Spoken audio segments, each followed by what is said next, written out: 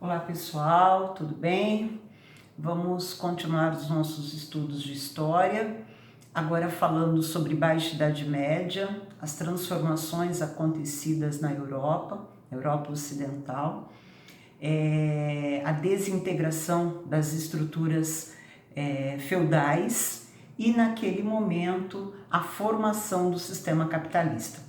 Tá bom? Então enviei material para vocês, peguem esse material, diante desse material e dessa aula acrescente tudo o que você achar necessário para que o seu estudo fique realmente de muita qualidade. Vamos lá? Bom, primeira coisa, é importante que a gente se lembre de toda a estrutura, né, do feudalismo naquilo que é chamado de Alta Idade Média.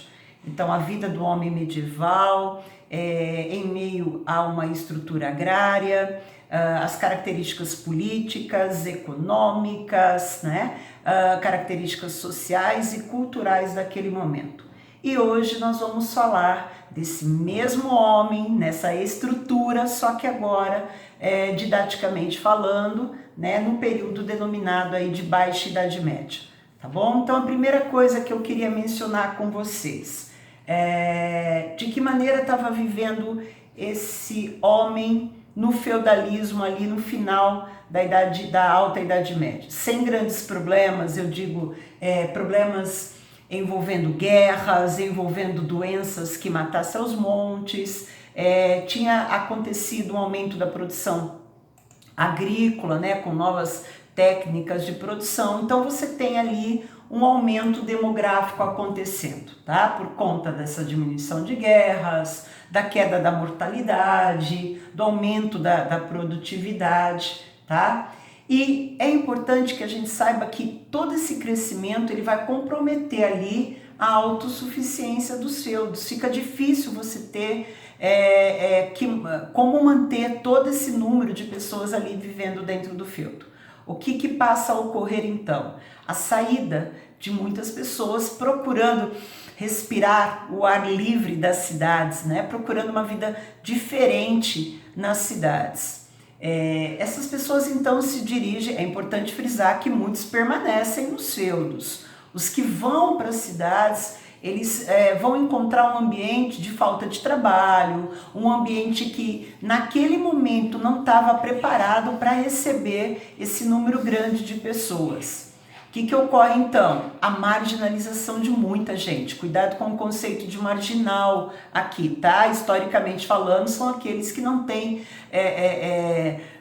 trabalho, aqueles que não têm nesse momento uma boa habitação, então uma condição digna aí de vida, tá? Diante desse monte de gente na Europa, o que é que você tem? Você tem, por parte do Papa Urbano II, a criação aí das cruzadas, da primeira organização da primeira cruzada. O que eram as cruzadas, né? Movimentos aí que marcam do século XI ao século XIII, saídas, expedições que deixam a Europa e vão para a Terra Santa, Jerusalém, e que tem nessas expedições militares, religiosas, uma série de objetivos, tá? Quantas foram essas cruzadas só? Foram 8 grandes cruzadas e outras expedições menores.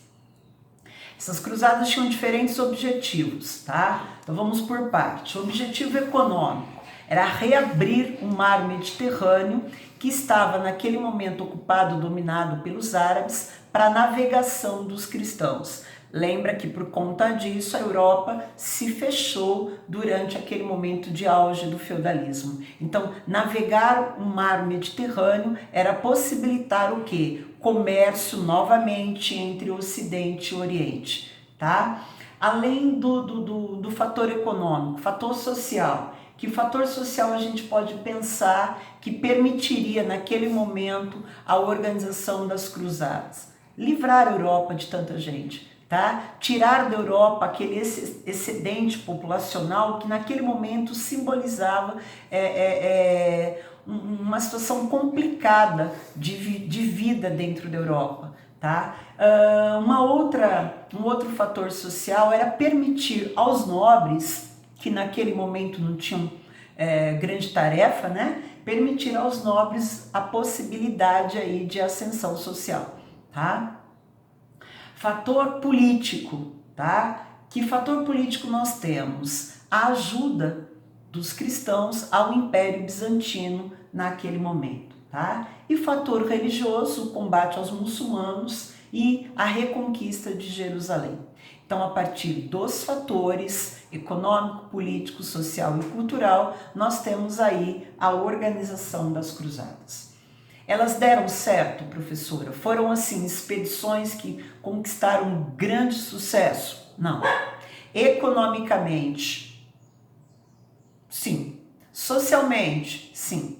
Politicamente, religiosamente, os objetivos não foram alcançados, tá? Então, olha lá, a partir dos objetivos alcançados, dos resultados, o que você tem? Você tem mudanças dentro da Europa, tá? Mudanças significativas acontecendo a partir daí. Então, vamos lá. Que mudanças que nós temos?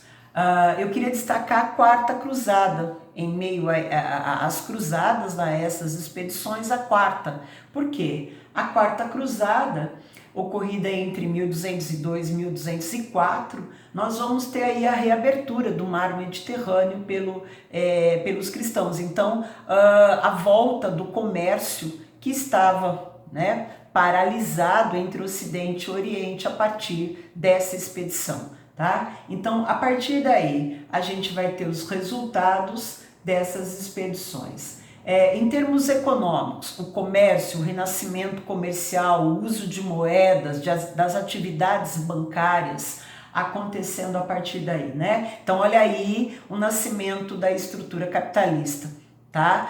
Eu queria frisar o seguinte, o feudalismo, ele, com as cruzadas, ele vai passar pelo seu processo de enfraquecimento, ele vai passar pelo seu processo de declínio, e é nesse momento que nós temos as estruturas capitalistas nascendo.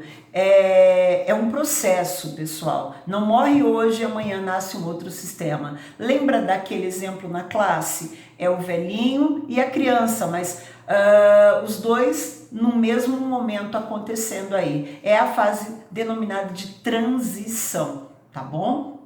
Bom, com as mudanças aí de comércio, o que é que nós temos? Feiras acontecendo, tá? Surgimento de novas atividades bancárias, como eu falei para vocês. O desenvolvimento urbano acontecendo por conta desse comércio, dessas feiras, principalmente no norte da Itália, na região de Flandres também, tá? Feiras que vão marcar, por exemplo, lugares como na região da França, tá? Um lugar ali de bastante destaque, que é a região ali, a Feira de Champagne, tá? Mudanças urbanas acontece como uma transformação social. Então, o crescimento urbano acontecendo, grupos, elementos aí que nascem dedicados à atividade comercial. Olha o nascimento da burguesia aí, né? Daqueles habitantes que viviam em burgos, que começam a realizar atividade de comércio, começam a ganhar dinheiro com esse comércio, tá? Então, surgimento da burguesia como um destaque aí para uma transformação social acontecendo nesse momento, tá? Também a formação de associações para estabelecer normas, né, de fabricação e venda de determinados produtos. Por exemplo, corporação de ofício, uma associação aí formada de artesãos naquele momento. As ligas ou guildas, uma associação de comerciantes formada. Então, essas transformações vão possibilitando, né, o surgimento de grupos, de associações. Tá? As cidades, como é que elas se livram nesse momento do domínio feudal, do domínio do senhor feudal? Tá? Elas, nesse momento, conseguem, né, por meio da carta de franquia, a compra, ou também por meio de lutas, as comunas. Então vão se estabelecendo nesse momento a autonomia das cidades sem a interferência dos senhores feudais, por meio de luta ou por meio da carta de franquia, por meio das compras, tá? É importante destacar que com as cruzadas a gente vai ter agora uma situação em termos sociais também, que antes, na Alta Idade Média, praticamente inexistia, que é a possibilidade de mudança de classe social, é a possibilidade de ir, voltar vivo, trazer produtos, vender produtos do Oriente, vender no Ocidente e nesse momento obter dinheiro, lucro. Então nós temos aí uma mudança social também importante, a venda de produtos, tá? Então destaque aí também. E no campo, quem ficou lá? De que maneira esse trabalhador, esse camponês que estava no feudo, de que maneira que ele vai permanecer ali? É importante destacar que muitos senhores, eles vão pressionar esses camponeses a produzir ainda mais do que eles já realizavam. Para quê? Para que esse produto produzido ali, ele seja comercializado, ele seja vendido. Então, você tem ali, naquele momento, uma reação dos trabalhadores quando, por exemplo, o senhor pressiona ainda mais para que essa produção aconteça. Daí que nós temos, por exemplo, a reação dos camponeses em lutas de verdade mesmo, revoltas camponesas acontecendo. Em alguns lugares da Europa, a gente vai ter, né, essas relações modificadas com a adoção, por exemplo, do trabalho assalariado, o arrendamento dessas terras, desse trabalho, tá? E transformações políticas, que mudança que nós temos? Quem é que tinha grande poder lá na Alta Idade Média? Os senhores feudais. Lembra que o poder era descentralizado. O que nós passamos a ter a partir de agora? A burguesia, aqueles comerciantes se aproximando do rei, fortalecendo esse rei, que nesse momento vai ter o quê? O poder centralizado em suas mãos. Então, olha a mudança política acontecendo. Aquele poder que anteriormente era descentralizado, a partir de agora vai centralizar nas mãos de um rei, tá? A burguesia interessada em vantagens comerciais, interessada naquele momento na adoção de um sistema de pesos e medidas, se aproxima do rei, monta um exército, financia um exército para esse rei que vai lhe permitir vantagens no comércio, que vai naquele momento ter a burguesia ao seu lado como nesse momento fortalecimento. Tá? Professora, e em termos culturais, que mudanças nós vamos ter? A mudança de pensamento. Aquele homem que na Alta Idade Média era extremamente pessimista, medo do inferno, né? Que abaixava a cabeça o tempo todo, esse homem teve contato com novas culturas, ele teve contato com novas formas de pensar, então a gente também tem uma transformação da mentalidade nesse momento. A gente tem uma transformação do pensamento, tá? É claro que a igreja não vai aceitar e ela vai chamar essas pessoas do quê? De hereges, vai perseguir essas pessoas, vai condenar essas pessoas. Lembra que a gente tem aí, né, o surgimento da Inquisição, do Tribunal da Santa Inquisição para julgar, para condenar, para punir os hereges na visão da Igreja Católica. Tá? É um momento também que essa mudança de pensamento faz surgir o quê? As universidades. Quem tinha o controle das letras no passado, tá? Só os componentes do clero. E agora, por que é necessário ampliar o conhecimento das letras, o conhecimento científico, o conhecimento nas universidades? Porque a burguesia, ao fazer o comércio, ela sente a necessidade de saber ler, de saber escrever. Então, nós temos aí o surgimento, né, das universidades como ensino aberto a outras pessoas, não só ao clero como anteriormente era, tá bom? E para terminar, é importante a gente se lembrar que até o século XIII nós temos então aí as cruzadas, as consequências delas. E que nesse momento de desestrutura do feudalismo, de declínio, o século XIV é o século com grandes problemas para a Europa Ocidental. Por que o século XIV é visto como o século das crises? Que crise que aconteceu naquele momento na Europa Ocidental, tá bom? E que vai tornar aquele velhinho ainda mais com dificuldade de respirar. A gente trabalhou esse conceito ali. tá? E é claro que essas crises elas foram intensas, atingiram até mesmo o sistema nascente, o sistema capitalista, mas que vai ser necessário naquele momento uma outra estrutura, uma outra condição para firmar o sistema aí que vai nascendo, né? E que vai devagarinho dando os seus primeiros passos, o capitalismo. Bom, vamos à crise do século XIV. O que acontece na Europa do século XIV? Fome. Por que a Europa viveu um momento aí de grande fome, de grande carestia de alimentos? É importante destacar que lá atrás, quando foram criadas novas formas de produção agrícola tal, aconteceu lá atrás um desmatamento muito grande. Aconteceu ali uma destruição de floresta muito intensa. Isso, com o passar do tempo, vai promover mudanças climáticas na Europa. Então, provocando a dificuldade de produção agrícola. Tá? Outra coisa que é importante salientar, junto com a fome, com uma população que estava debilitada, né?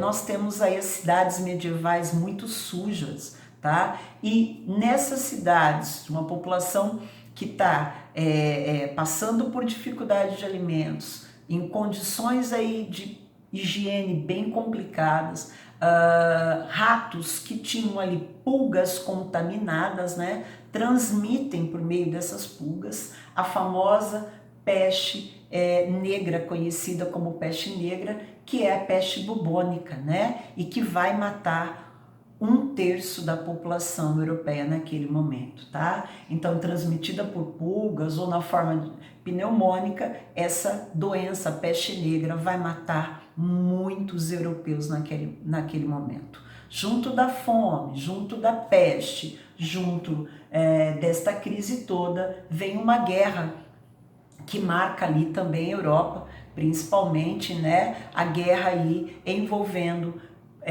Inglaterra e França, a famosa Guerra dos 100 Anos, e que de verdade durou mais de 100 anos, momentos de trégua, momentos intensos aí entre os dois, né? Naquele momento, as duas dinastias ali, tá bom?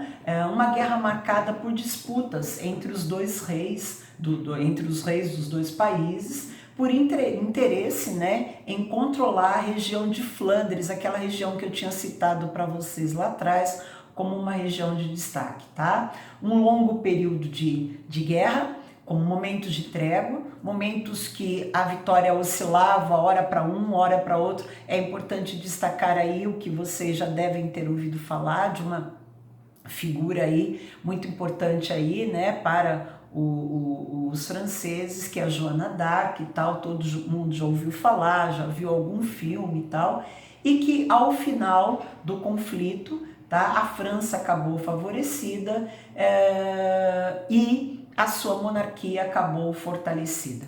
Tá? Então, a Guerra dos 100 Anos aí, uma outra crise intensa aí que marcou o século XIV, tá?